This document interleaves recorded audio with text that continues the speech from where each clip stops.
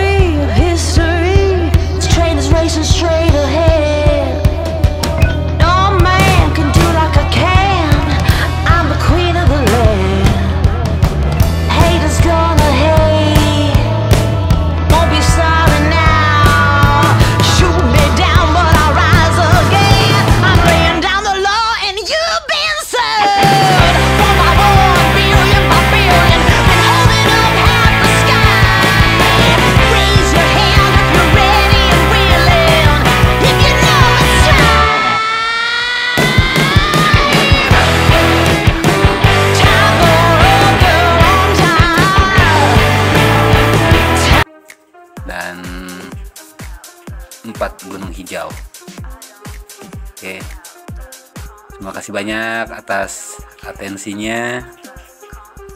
Sampai jumpa lagi di video-video berikutnya. Jangan lupa subscribe, like, komen, dan share videonya kepada rekan-rekan tersayang. Juga kalau mau belajar boleh datang langsung ke workshop di Cimacan, Kecamatan Cipanas, Cianjur.